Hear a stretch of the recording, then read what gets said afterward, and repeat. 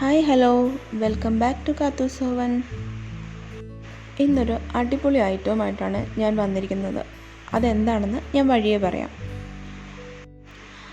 രാവിലെ തന്നെ മോന് സ്കൂളിൽ പോകാനും ഇച്ചായന് ഷോപ്പിൽ പോകാനുമുള്ള തിരക്കാണ്.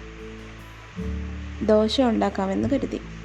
ദോശയ്ക്കുള്ള മാവെല്ലാം പാകമായി പൊങ്ങി വന്നിട്ടുണ്ട്. അതിലേക്ക് ഒരൽപ്പം ഉപ്പും കുറച്ച് പഞ്ചസാരയും ചേർത്ത് ദോശ ഉണ്ടാക്കാൻ തുടങ്ങുകയാണ്. ദോശക്കല്ല് വെച്ചിട്ടുണ്ട്. അതിലേക്ക് ഒരല്പം ഓയിൽ ഞാൻ സ്പ്രേ ചെയ്ത് കൊടുത്തിട്ടുണ്ട്. ദോശമാവിലേക്ക് ഒരല്പം വെള്ളം ഒഴിച്ച് മിക്സ് ചെയ്ത് ദോശ ഉണ്ടാക്കുകയാണ്. ദോശയ്ക്ക് ഞാനിന്ന് ഉണ്ടാക്കിയത് സാമ്പാറാണ്. സാമ്പാറാകുമ്പോൾ രാവിലത്തേക്കും ഉച്ചക്കലത്തേക്കുമുള്ള ഒരു കറിയായി. അതും വളരെ പെട്ടെന്ന് എങ്ങനെ തയ്യാറാക്കാമെന്നാണ് ഞാനിന്നിവിടെ കാണിക്കാൻ പോകുന്നത്. രാവിലത്തെ ബ്രേക്ക്ഫാസ്റ്റ് റെഡിയായി കഴിഞ്ഞു. ദോശയും സാമ്പാറുമായി. എങ്കിൽ നമുക്ക് കഴിച്ചാലോ? ഇതാണ് ഞാൻ പറഞ്ഞ സാമ്പാർ. കാണാൻ നല്ല ചേലുണ്ടല്ലേ, കഴിക്കാനും നല്ല ടേസ്റ്റാണ് കേട്ടോ.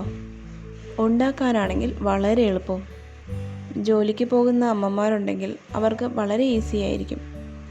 വീട്ടിൽ നിൽക്കുന്ന അമ്മമാർക്കാണെങ്കിൽ ജോലി വളരെ പെട്ടെന്ന് തീർക്കുകയും ചെയ്യാം. ഒരാൾക്ക് ദോശ മതിയായിരുന്നു, ഒരാൾക്ക് റോസ്റ്റും. അങ്ങനെ അതെല്ലാം തയ്യാറാക്കി കഴിഞ്ഞു. ഇനി ഇതെങ്ങനെയാണ് ഉണ്ടാക്കുന്നതെന്ന് ഞാൻ പറയാം. അതിനുവേണ്ടി ഞാൻ എടുത്തിരിക്കുന്നത് 3 ഉരുളക്കിഴങ്ങും 3 തക്കാളിയും 2 സവാളയുമാണ്. അത് നന്നായി ക്ലീൻ ചെയ്തെടുക്കാം. ഈ സാമ്പാറിന് വേറെ കഷ്ണങ്ങളൊന്നും തന്നെ ഞാൻ എടുത്തിട്ടില്ല. അതായത് മുരിങ്ങക്ക, വെണ്ടയ്ക്ക, വഴുതനങ്ങ, മത്തങ്ങ അതൊന്നും തന്നെ നമുക്ക് ആവശ്യമില്ല. എല്ലാ കഷ്ണങ്ങളും ഉണ്ടെങ്കിലും ഈ മെത്തേഡിൽ തന്നെ നമുക്ക് ചെയ്തെടുക്കാവുന്നതാണ്. അതായത് ഈ മസാലക്കൂട്ട് ചേർത്ത് തന്നെ നമുക്ക് ചെയ്തെടുക്കാം. ഞാനതെല്ലാം കഴുകി വൃത്തിയാക്കി കട്ട് ചെയ്ത് ഒരു കുക്കറിൽ ഇട്ടിട്ടുണ്ട്. ഇതിൽ പരിപ്പ് ഞാൻ ഉപയോഗിച്ചിട്ടില്ല.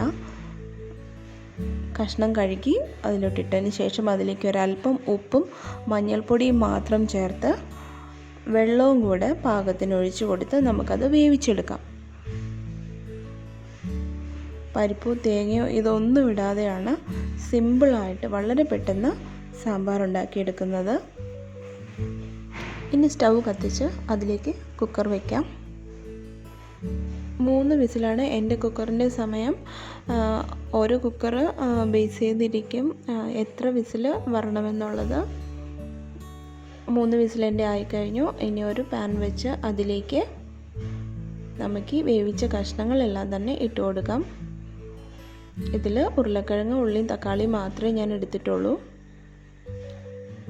മറ്റ് കഷ്ണങ്ങളൊന്നും ഇല്ലെങ്കിൽ തന്നെയും വളരെ എളുപ്പത്തിൽ നമുക്ക് സാമ്പാർ ഉണ്ടാക്കിയെടുക്കാൻ പറ്റും. ഇനി അതിലേക്ക് ഞാൻ ഈ പറഞ്ഞ പൊടി, അതായത് ഞാൻ വീട്ടിൽ തന്നെ തയ്യാറാക്കിയെടുത്ത ഈ സാമ്പാർ പൊടി മാത്രമാണ് ഞാൻ ഇതിലേക്ക് ചേർത്ത് കൊടുക്കുന്നത്.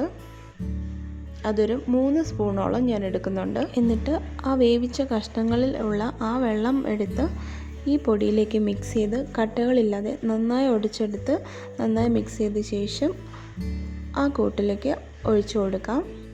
ഇപ്പോൾ തന്നെ നമുക്ക് ആവശ്യമായ വെള്ളവും കൂടി കറിയിലേക്ക് ചേർത്ത് കൊടുക്കാവുന്നതാണ്.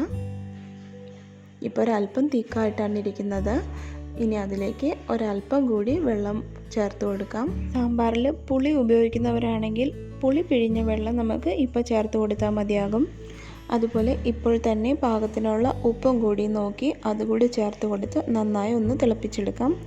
ശേഷം അതിലേക്ക് കടുക് വറുത്ത് ഇട്ട് കൊടുക്കാം. നമ്മുടെ സാമ്പാർ റെഡിയായി കഴിഞ്ഞു. ഇനി ഈ സാമ്പാറിൻ്റെ പൊടി എങ്ങനെയാണ് തയ്യാറാക്കുന്നതെന്ന് നോക്കാം. അതിന് ഒരു പാൻ എടുത്ത് ചൂടാക്കിയ ശേഷം അതിലേക്ക് 1/3 കപ്പ് മുഴുവൻ മല്ലിയാണ് ഞാൻ ഇട്ട് കൊടുക്കുന്നത്. ഇത് കുറച്ച് മാത്രമേ ഞാൻ ഉണ്ടാക്കിയിട്ടുള്ളൂ. ഇതിൽ കൂടുതൽ ആവശ്യമാണെങ്കിൽ ഇതിൻ്റെ എല്ലാം തന്നെ അളവ് കുറച്ചുകൂടി കൂടുതൽ എടുത്താൽ മതിയാകും. ഇനി അതിലേക്ക് ഒരു 8-9 വറ്റൽമുളക് ഞാൻ ഇട്ട് കൊടുക്കുന്നുണ്ട്. ഇവിടെ സാമ്പാറിന് അധികം എരിവ് ഞാൻ ഉപയോഗിക്കാറില്ല.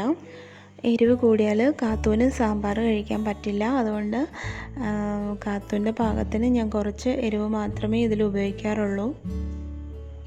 എരിവ് കൂടുതൽ ആവശ്യമുള്ളവർ കുറച്ചുകൂടി വറ്റൽമുളക് ഇട്ട് കൊടുക്കാം. സാധാരണ സാമ്പാർ പൊടി ഉണ്ടാക്കുന്ന പോലെ അല്ല ഞാനിവിടെ ഉണ്ടാക്കിയെടുക്കുന്നത്. ഇതിൽ ഒരു സ്പെഷ്യലായിട്ടുള്ള ഇൻഗ്രീഡിയൻറ്റ് ഞാൻ ചേർത്ത് കൊടുക്കുന്നുണ്ട്. ഇത്രയും ഒന്ന് ചൂടായ ശേഷം അതിലേക്ക് 1/4 കപ്പിന് അടുത്ത് വരുന്ന ജീരകം നമുക്ക് ഇട്ട് കൊടുക്കാം. ചെറുജീരകമാണ്.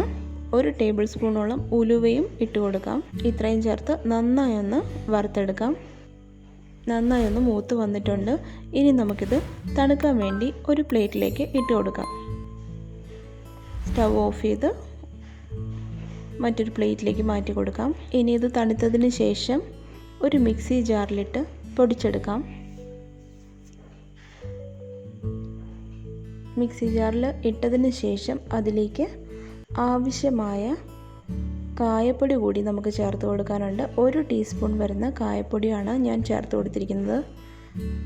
ഇനി ഞാൻ പറഞ്ഞ ആ സ്പെഷ്യൽ ഇൻഗ്രീഡിയൻറ്റ് മറ്റൊന്നുമല്ല, കടലമാവാണ്. അത് 1 കപ്പാണ് ഞാൻ എടുത്തിരിക്കുന്നത്. ആദ്യം കായപ്പൊടിയും കൂടെ ചേർത്ത് കായത്തിൻ്റെ പൊടി അതുകൂടെ ചേർത്ത് നമ്മൾ നന്നായി പൊടിച്ചെടുക്കാം. ഇനി അതിലേക്ക് ആ 1 കപ്പ് കടലമാവ് കൂടി ഇട്ട് കൊടുത്ത് നന്നായി ഒന്ന് മിക്സിയിൽ അടിച്ചെടുക്കാം. ഇപ്പോൾ അടിച്ചെടുത്തിട്ടുണ്ട്. ഇനി അതിലേക്ക് നമുക്ക് കാശ്മീരി മുളക് പൊടി 3 ടേബിൾ സ്പൂണോളം ചേർത്ത് കൊടുക്കുന്നുണ്ട്. ഒരു കളറിന് നമുക്കിത് ആവശ്യമാണ്. ഇനി ഒന്നുകൂടി ഒന്ന് അടിച്ചെടുത്തുകൊണ്ട് വരാം. ഇപ്പോൾ കറക്റ്റ് പാകമായിട്ടുണ്ട്. നല്ല മണമാണിതിന്. അങ്ങനെ നമ്മുടെ ആ സ്പെഷ്യൽ സാമ്പാർ പൊടി ഇവിടെ റെഡി ആയിട്ടുണ്ട്. എല്ലാവരും ഇതൊന്ന് ട്രൈ ചെയ്ത് നോക്കി ഫീഡ്ബാക്ക് അറിയിക്കുക. Thanks for watching.